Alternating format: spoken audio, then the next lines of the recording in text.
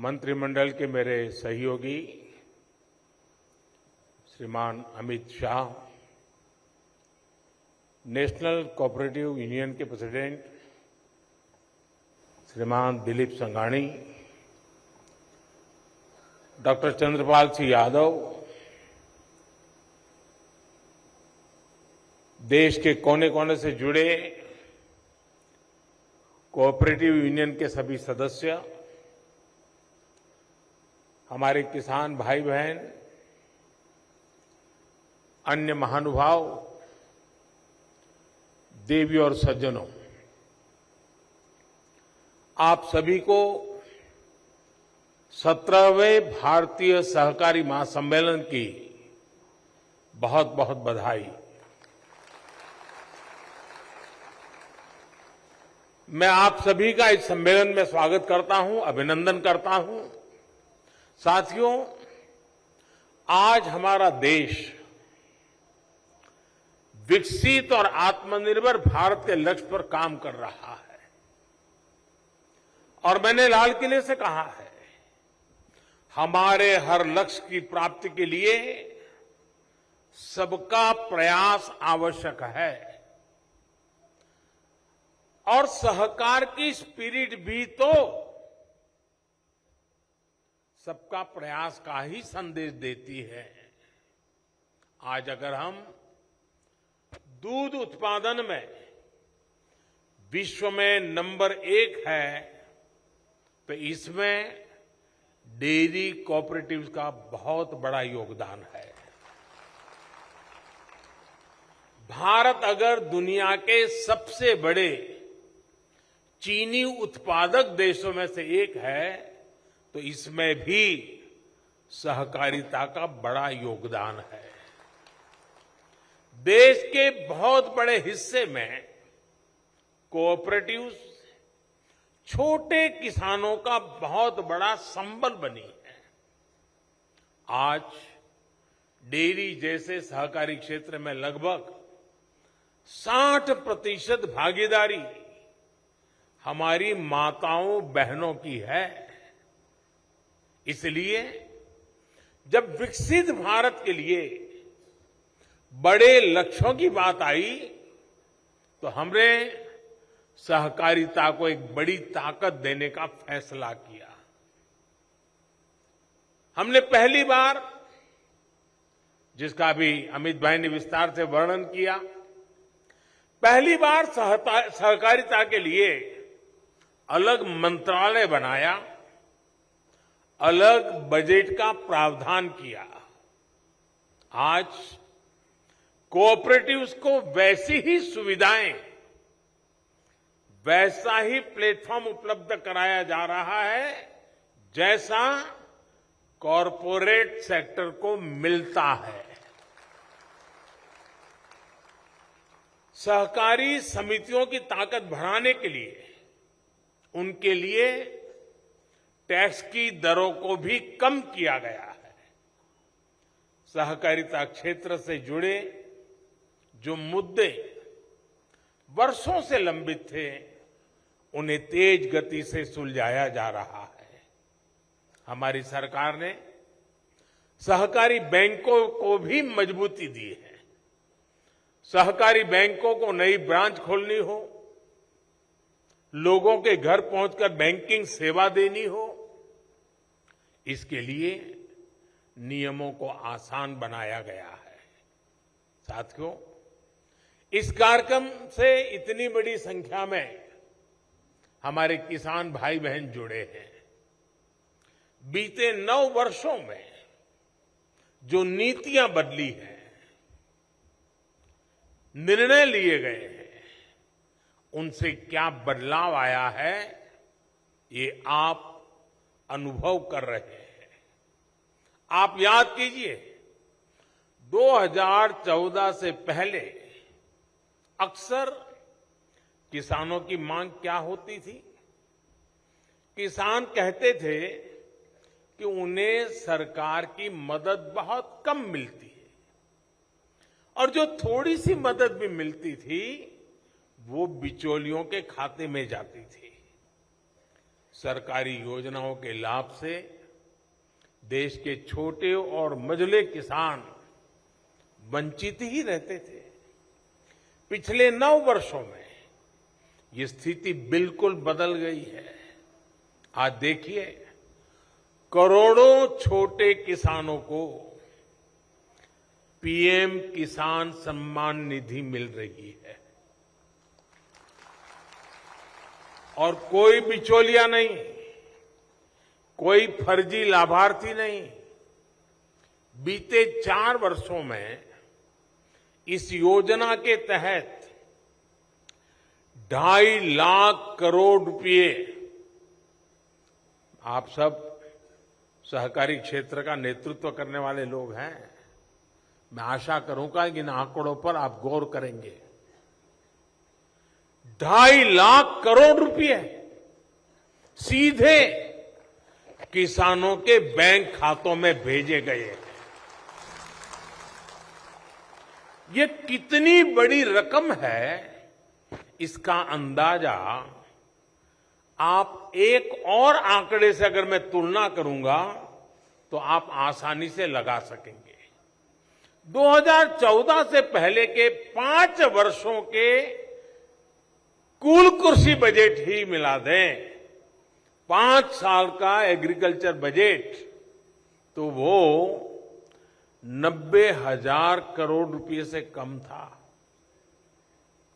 90,000 से कम, यानी तब पूरे देश के कृषि व्यवस्था पर जितना खर्च तब हुआ, उसका लगभग 3 गुना हम सिर्फ एक स्कीम यानी पीएम किसान सम्मान निधि पर खर्च कर चुके हैं। साथियों, दुनिया में निरंतर महंगी होती खादों, केमिकल्स का बोझ किसानों पर ना पड़े, इसकी भी गारंटी, और ये मोदी की गारंटी है, केंद्र की भाजपा सरकार ने आपको दी है। आज किसान को यूरिया बैग, एक बैग का करीब 270 रुपये से भी कम कीमत पर यूरिया की बैग मिल रही है। यही बैग बांग्लादेश में 720 रुपये में, पाकिस्तान में 800 रुपये में, चीन में 2100 रुपये में, और भाइयों बहनों, अमेरिका जैसे विकसित देश में इतना ही यूरिया 3,000 रुपये से अधिक में किसानों को मिल रहा है।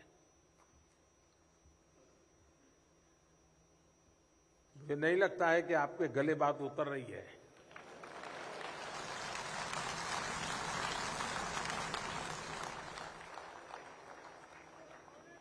जब तक ये फर्क समझेंगे नहीं हम,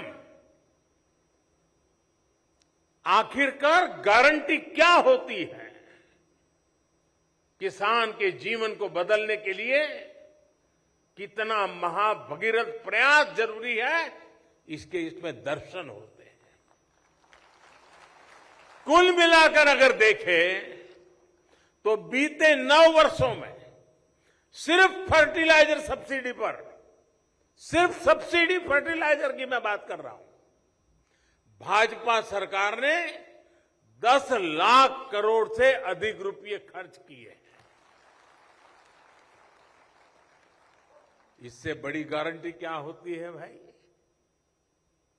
साथियों, किसानों को उनकी फसल की उचित कीमत मिले, इसे लेकर हमारी सरकार शुरू से बहुत गंभीर रही है। पिछले 9 साल में एमएसपी को बढ़ाकर एमएसपी पर खरीदकर 15 लाख करोड़ रुपए से ज्यादा किसानों को दिए गए हैं। यानी हिसाब लगाएं तो हर वर्ष केंद्र सरकार आज 6.5 लाख करोड़ रुपए से अधिक खेती और किसानों पर खर्च कर रही है, जिसका मतलब है कि प्रति वर्ष हर किसान तक सरकार औसतन 50,000 रुपये किसी न किसी रूप में उसे पहुंचा रही है। यानी भाजपा सरकार में किसानों को अलग अलग तरह से हर साल 50,000 रुपया मिलने की गारंटी है। ये मोदी की गारंटी है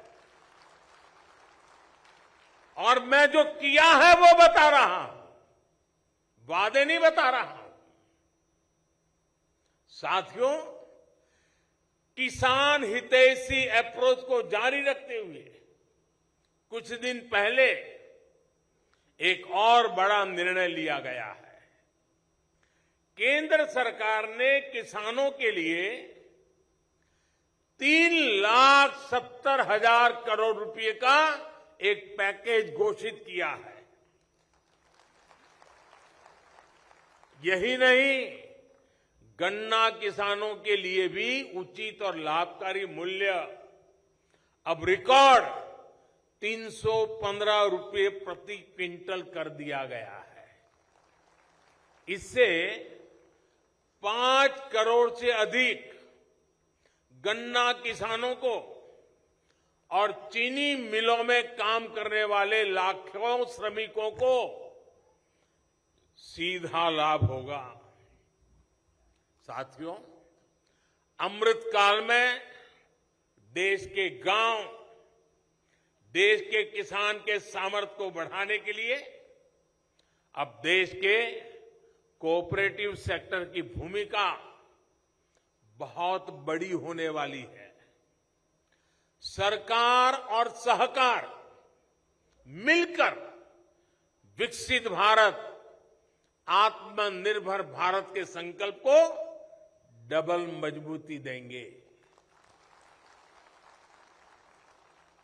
आप देखिए, सरकार ने डिजिटल इंडिया से पारदर्शिता को बढ़ाया, सीधा लाभ हर लाभार्थी तक पहुंचाया।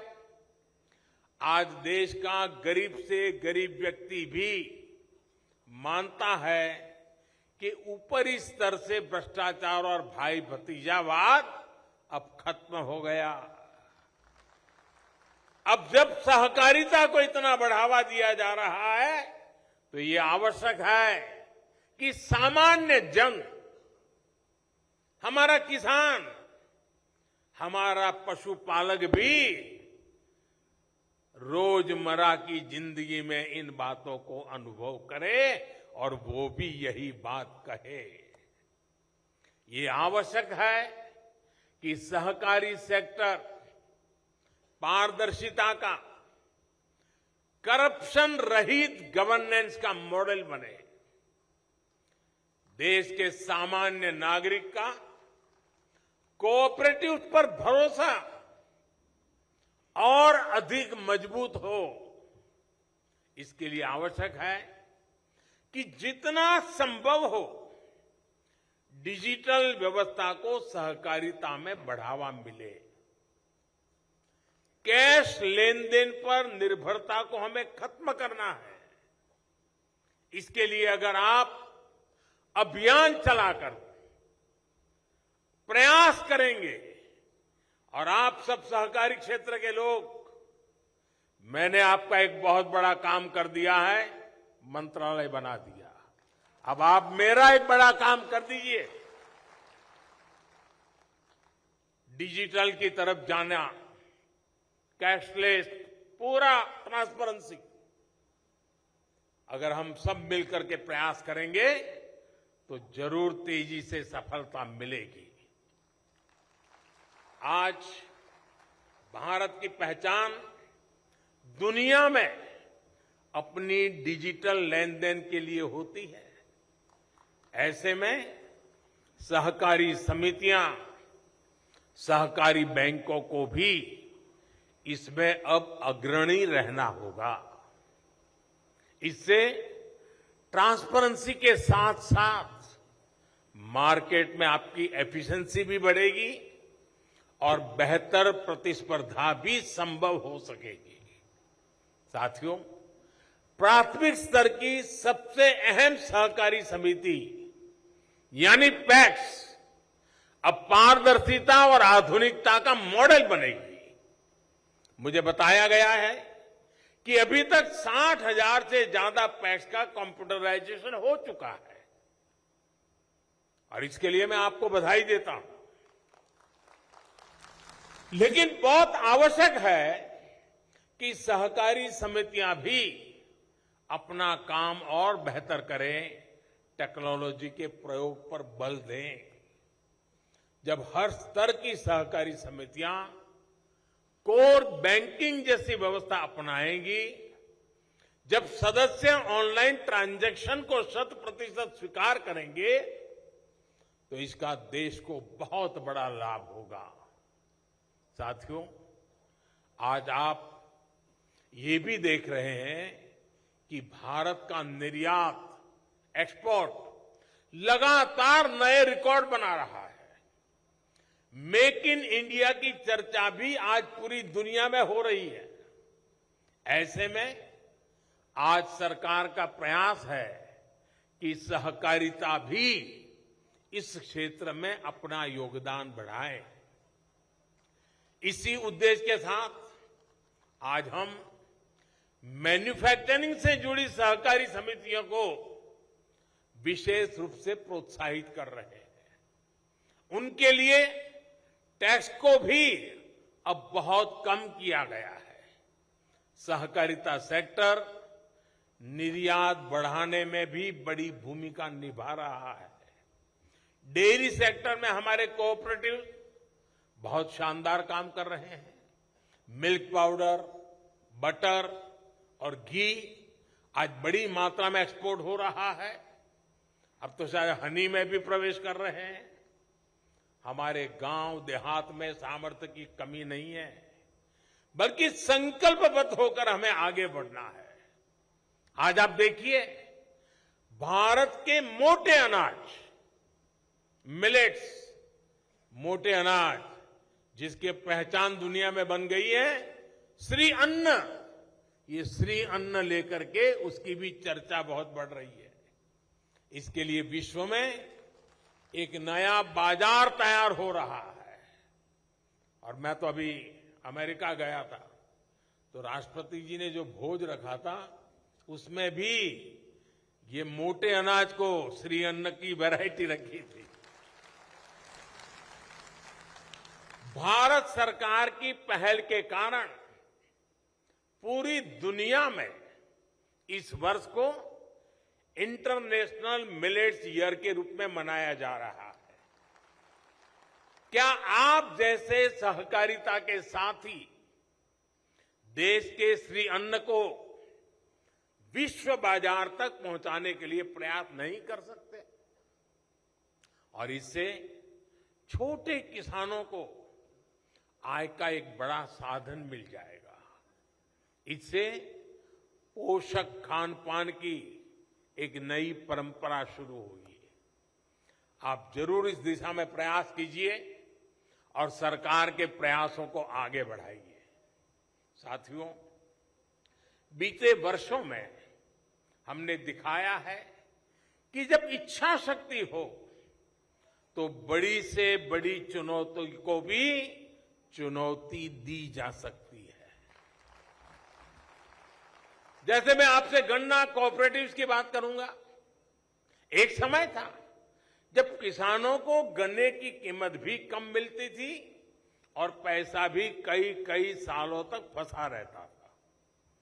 गन्ने का उत्पादन ज्यादा हो जाए तो भी किसान दिक्कत में, और गन्ने का उत्पादन कम हो तो भी किसान की परेशानी बढ़ती थी। ऐसे में गन्ना किसानों का कोऑपरेटिव्स पर भरोसा ही समाप्त हो रहा था। हमने इस समस्या के स्थायी समाधान पर फोकस किया। हमने गन्ना किसानों के पुराने भुगतान को चुकाने के लिए चीनी मिलों को 20,000 करोड़ रुपए का पैकेज दिया। हमने गन्ने से इथेनॉल बनाने और पेट्रोल में इथेनॉल की ब्लेंडिंग पर जोर दिया।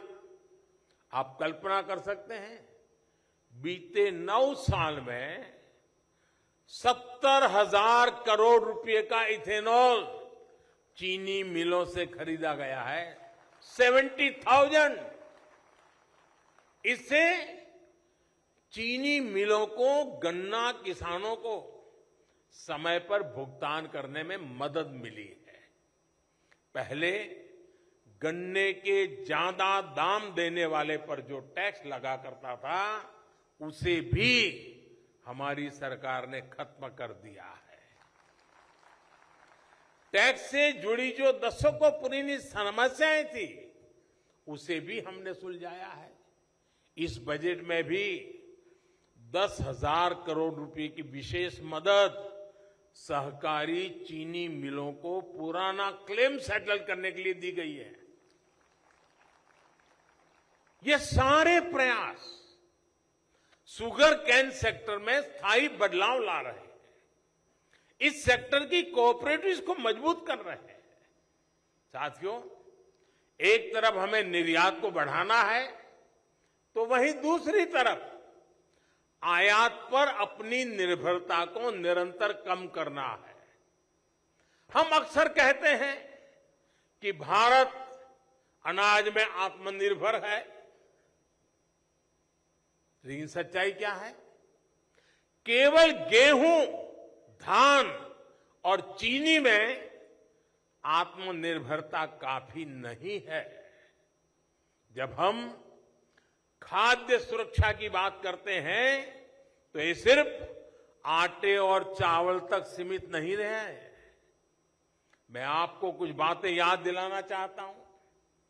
खाने के तेल का आयात हो, दाल का आयात हो, मछली के चारे का आयात हो, फूड सेक्टर में प्रोसेस और अन्य उत्पादों का आयात हो, इस पर हम हर वर्ष, आप चौंक जाएंगे, मेरे किसान भाई बहनों को जगाइए, हर वर्ष 2 से 2.5 लाख करोड़ रुपया हम खर्च करते हैं, जो पैसा विदेश जाता है। यानी ये पैसा विदेश भेजना पड़ता है। ये भारत जैसे अन्न प्रधान देश के लिए क्या सही बात है क्या? इतने बड़े होनहार सहकारी क्षेत्र का नेतृत्व मेरे सामने बैठा है, तो मैं स्वाभाविक रूप से आपसे अपेक्षा करता हूं कि हमें क्रांति की दिशा में जाना पड़ेगा। क्या ये पैसा भारत के किसानों के जेब में जाना चाहिए कि नहीं जाना चाहिए?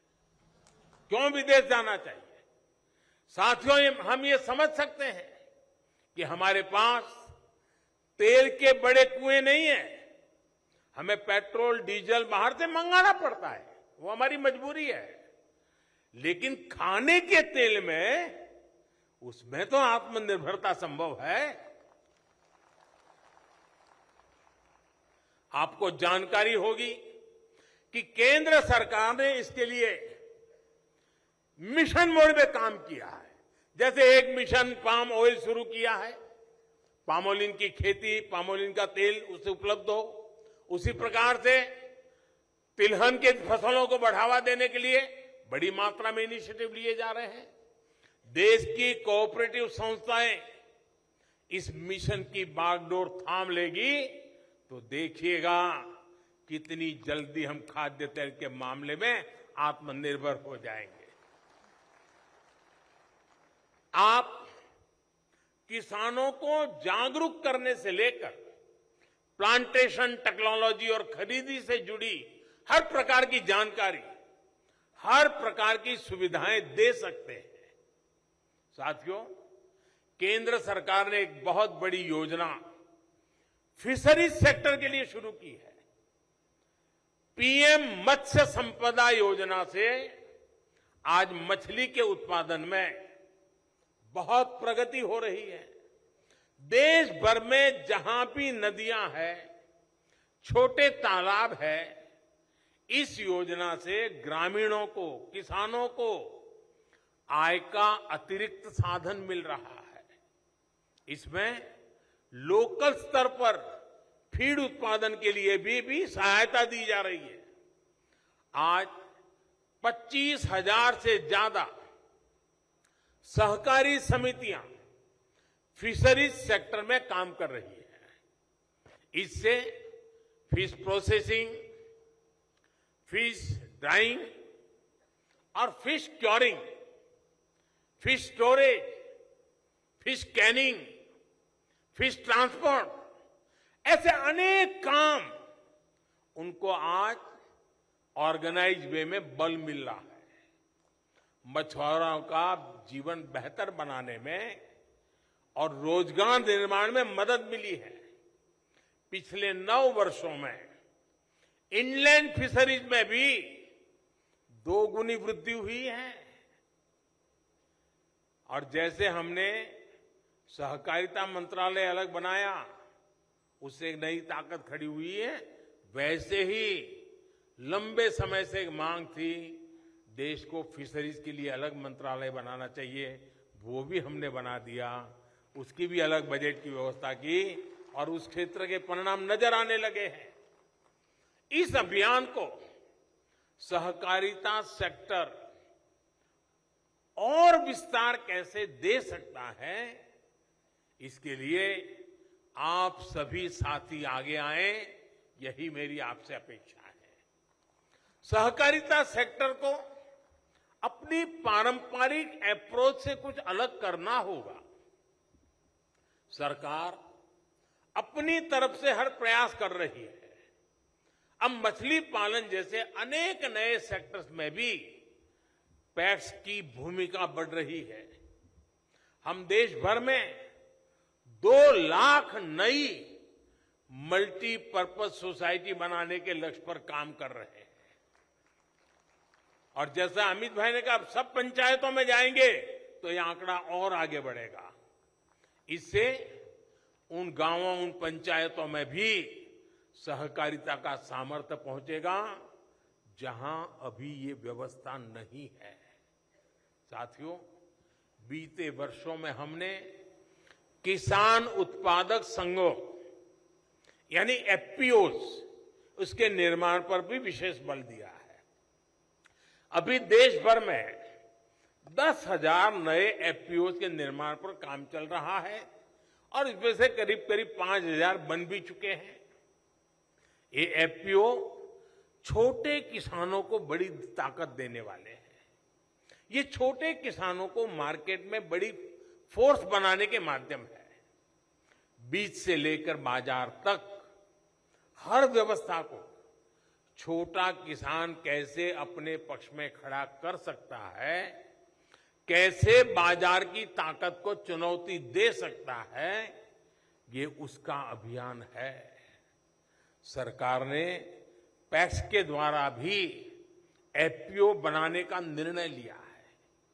इसलिए सहकारी समितियों के लिए इस क्षेत्र में अपार संभावनाएं हैं। साथियों, कोऑपरेटिव सेक्टर किसान की आय बढ़ाने वाले दूसरे माध्यमों को लेकर सरकार के प्रयासों को भी ताकत दे सकते हैं।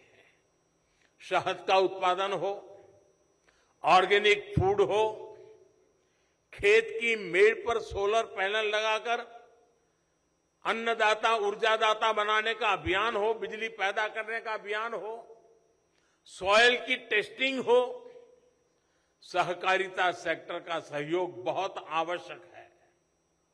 साथियों, आज केमिकल मुक्त खेती, नेचुरल फार्मिंग सरकार की प्राथमिकता है और मैं अभी दिल्ली की उन 2 बेटियों को बधाई देता हूं कि उन्होंने अपने दिल को झकझोर दिया। धरती मां पुकार पुकार करके कह रही है कि मुझे मत मारो। बहुत उत्तम तरीके से नाट्य मंचन के द्वारा उन्होंने हमें जगाने का प्रयास किया है। मैं तो चाहता हूं हर कोऑपरेटिव संस्था इस प्रकार की एक टोली तैयार करे, जो टोली हर गांव में इस प्रकार से मंचन करे, लोगों को जगाए। हाल में ही एक बहुत बड़ी योजना पीएम प्रमाण को स्वीकृति दी गई है। पीएम प्रणाम, लक्ष्य ये कि ज्यादा से ज्यादा किसान केमिकल मुक्त खेती अपनाएं। इसके तहत वैकल्पिक खादों, ऑर्गेनिक खाद के उत्पादन पर बल दिया जाएगा। इससे मिट्टी भी सुरक्षित होगी और किसानों की लागत भी कम होगी। इसमें सहकारिता से जुड़े संगठनों का योगदान बहुत अहम है। मेरा सभी सहकारी संगठनों से आग्रह है कि इस अभियान के साथ ज्यादा से ज्यादा जुड़िए। आप तय कर सकते हैं कि अपने जिले के 5 गांवों को केमिकल मुक्त खेती के लिए 100% हम करके रहेंगे। 5 गांव, और उन 5 गांवों में किसी भी खेत में 1 ग्राम भी केमिकल का प्रयोग नहीं होगा, ये हम सुनिश्चित कर सकते हैं। इससे पूरे जिले में इसको लेकर जागरूकता बढ़ेगी, सबका प्रयास बढ़ेगा। साथियों, एक और मिशन है जो केमिकल मुक्त खेती और अतिरिक्त आय दोनों सुनिश्चित कर रहा है। ये है गोबर धन योजना। इसके तहत देश भर में वेस्ट से वेल्थ बनाने का काम किया जा रहा है। गोबर से, कचरे से बिजली और जैविक खाद बनाने का ये बहुत बड़ा माध्यम बनता जा रहा है। सरकार ऐसे प्लांट्स का एक बहुत बड़ा नेटवर्क तैयार कर रही है। देश में अनेक बड़ी बड़ी कंपनियों ने 50 से ज्यादा बायोगैस प्लांट तैयार किए हैं। गोवर्धन प्लांट्स के लिए सहकारी समितियों को भी आगे आने की आवश्यकता है। इससे पशुपालकों को तो लाभ होगा ही, जिन पशुओं को सड़कों पर छोड़ दिया गया है उनका भी सदुपयोग हो पाएगा। साथियों, आप सभी डेयरी सेक्टर में, पशुपालन के सेक्टर में बहुत व्यापक रूप से काम करते हैं। बहुत बड़ी संख्या में पशुपालक सहकारिता आंदोलन से जुड़े हैं। आप सभी जानते हैं कि पशुओं की बीमारी एक पशुपालक को कितने बड़े संकट में डाल सकती है। लंबे समय तक फूट एंड माउथ डिसीज, मुंह पका और खुर पका, हमारे पशुओं के लिए बहुत बड़े पीड़ा का कारण रही है। इस बीमारी के कारण हर साल हजारों करोड़ रुपए का नुकसान पशुपालकों को होता है।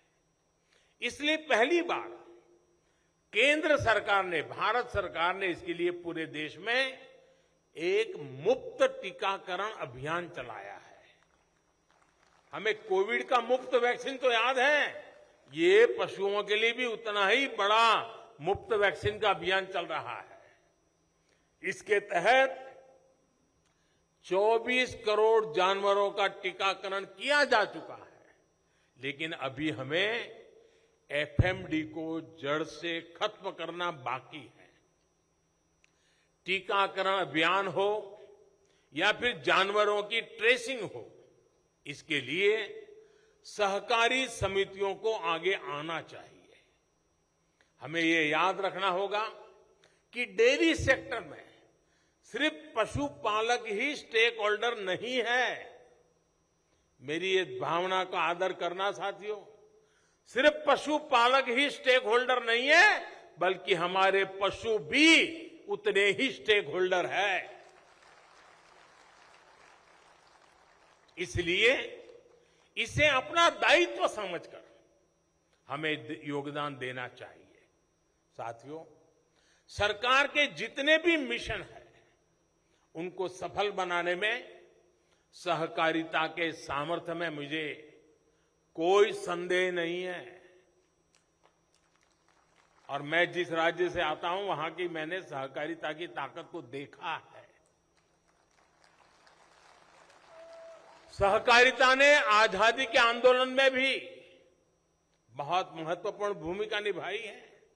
इसलिए एक और बड़े काम से जुड़ने का आग्रह से मैं खुद को रोक नहीं पा रहा। मैंने आह्वान किया है कि आजादी के 75 वर्ष के अवसर पर हर जिले में 75 अमृत सरोवर बनाएं। एक वर्ष से भी कम समय में करीब करीब 60,000 अमृत सरोवर देश भर में बनाए जा चुके हैं। बीते 9 वर्षों में सिंचाई हो या पीने का पानी हो, उसको घर घर खेत खेत पहुंचाने के लिए जो काम सरकार ने किए हैं, ये उसका विस्तार है। ये पानी के स्रोत बढ़ाने का रास्ता है ताकि किसानों को, हमारे पशुओं को पानी की कमी ना आए। इसलिए सहकारी सेक्टर से जुड़े साथियों को भी इस पावन अभियान से जरूर जुड़ना चाहिए। आपकी किसी भी क्षेत्र की सहकारिता में एक्टिविटी हो, लेकिन आपकी क्षमता के अनुसार आप तय कर सकते हैं कि हमारी मंडली है, 1 तालाब बनाएगी, 2 बनाएगी, 5 बनाएगी, 10 बनाएगी। लेकिन हम पानी की दिशा में काम करें। गांव-गांव में अमृत सरोवर बनेंगे तो भावी पीढ़ियां हमें बहुत आभार के साथ याद करेगी। आज जो हमें पानी उपलब्ध हो रहा है ना, वो हमारे पूर्वजों के प्रयासों का परिणाम है। हमें हमारी भावी संतानों के लिए, उनके लिए भी हमें कुछ छोड़ के जाना है। पानी से जुड़ा ही एक और अभियान पर ड्रॉप मोर क्रॉप का है। स्मार्ट सिंचाई को हमारा किसान कैसे अपनाए, इसके लिए जागरूकता बहुत आवश्यक है। ज्यादा पानी ज्यादा फसल की गारंटी नहीं है। माइक्रो इरिगेशन का कैसे गांव-गांव तक विस्तार हो, इसके लिए सहकारी समितियों को अपनी भूमिका का भी विस्तार करना होगा। केंद्र सरकार इसके लिए बहुत मदद दे रही है, बहुत प्रोत्साहन दे रही है। साथियों, एक प्रमुख विषय है भंडारण का भी। अमित भाई ने उसका काफी वर्णन किया है। अनाज के भंडारण की सुविधा की कमी से लंबे समय तक हमारी खाद्य सुरक्षा का और हमारे किसानों का बहुत नुकसान हुआ है। आज भारत में हम जितना अनाज पैदा करते हैं, उसका 50% से भी कम हम स्टोर कर सकते हैं। अब केंद्र सरकार दुनिया की सबसे बड़ी भंडारण योजना लेकर आई है। बीते अनेक दशकों में देश में लंबे अरसे तक जो भी काम, उसका परिणाम क्या हुआ? करीब करीब 1400 लाख टन से अधिक की भंडारण क्षमता हमारे पास है। आने वाले 5 वर्ष में इसका 50% यानी लगभग 700 लाख टन की नई भंडारण क्षमता बनाने का हमारा संकल्प है। ये निश्चित रूप से बहुत बड़ा काम है जो देश के किसानों का सामर्थ्य बढ़ाएगा, गांवों में नए रोजगार बनाएगा। गांवों में खेती से जुड़े इंफ्रास्ट्रक्चर के लिए पहली बार 1 लाख करोड़ रुपए का स्पेशल फंड भी हमारी सरकार ने बनाया है। मुझे बताया गया है कि इसके तहत बीते 3 वर्षों में 40,000 करोड़ रुपए का निवेश हो चुका है। इसमें बहुत बड़ा हिस्सा सहकारी समितियों का है, पैक्स का है। फार्म गेट इंफ्रास्ट्रक्चर के निर्माण में, कोल्ड स्टोरेज जैसी व्यवस्थाओं के निर्माण में सहकारी सेक्टर को और अधिक प्रयास करने की आवश्यकता है। साथियों, मुझे विश्वास है नए भारत में सहकारिता देश की आर्थिक धारा का सशक्त माध्यम बनेगी। हमें ऐसे गांवों के निर्माण की तरफ भी बढ़ना है जो सहकारिता के मॉडल पर चलकर आत्मनिर्भर बनेंगे। इस ट्रांसफॉर्मेशन को और बेहतर कैसे किया जा सकता है, इस पर आपकी चर्चा बहुत अहम सिद्ध होगी। कोऑपरेटिव्स में भी कोऑपरेशन को और बेहतर कैसे बनाएं, आप इस पर भी जरूर चर्चा करिए। कोऑपरेटिव्स को राजनीति के बजाय समाज नीति और राष्ट्र नीति का वाहक बनना चाहिए। मुझे विश्वास है आपके सुझाव देश में सहकार आंदोलन को और मजबूती देंगे, विकसित भारत के लक्ष्य की प्राप्ति में मदद करेंगे। एक बार फिर आप सबके बीच आने का अवसर मिला, आनंद हुआ। मेरी तरफ से भी आपको बहुत बहुत शुभकामनाएं देता हूं। धन्यवाद।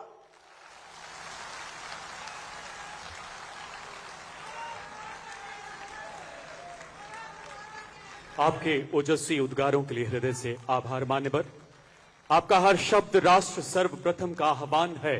आपकी जीवन यात्रा मां भारती का वंदन है। आपके नेतृत्व की प्रबलता में आपकी वाणी